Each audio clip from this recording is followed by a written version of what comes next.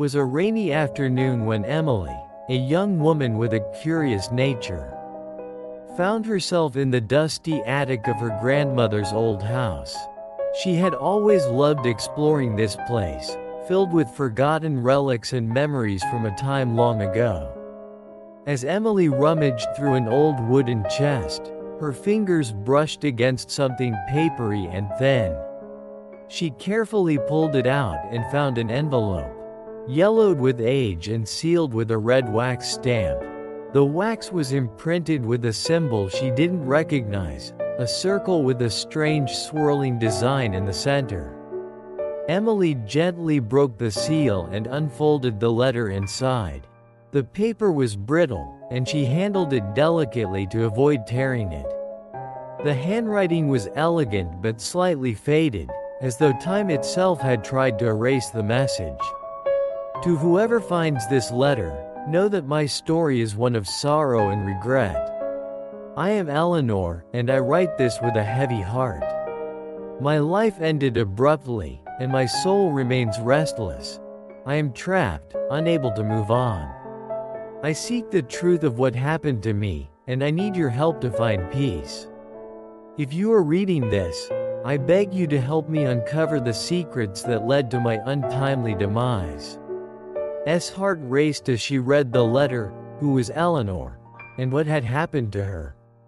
Her grandmother had never mentioned anyone by that name. Determined to uncover the mystery, Emily decided to search for answers. She started by asking her grandmother Dot, who sat by the fireplace downstairs.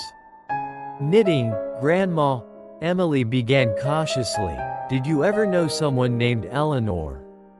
Her grandmother paused, her eyes growing distant as if recalling a long, buried memory. Eleanor, yes. I remember her. She was a dear friend of mine when I was young. But she disappeared without a trace one night. It was a great mystery in our town. People said she ran away, but I never believed it. Emily's mind raced with possibilities. Do you know where she lived? Yes. She lived in the old house by the river. It's been abandoned for years, her grandmother replied, her voice soft with nostalgia and sadness. Armed with a flashlight and a sense of adventure, Emily decided to visit the abandoned house by the river. As she approached the house, the wind howled, and the trees swayed, casting eerie shadows. The house itself looked like it hadn't been and filled with dust and cobwebs. As she explored, Emily felt a strange presence. She found a photograph of a young woman, Eleanor, and was drawn to a small, closed door in the corner of the room. Behind the door was a narrow staircase leading down into a dark basement. Emily discovered a dusty old trunk containing a leather-bound diary. The diary belonged to Eleanor and detailed her growing fear of a man named Henry, who she believed was watching her and meant her harm. In her final entry, Eleanor wrote, I need to get out of here, but I don't know where to go. If you find this diary.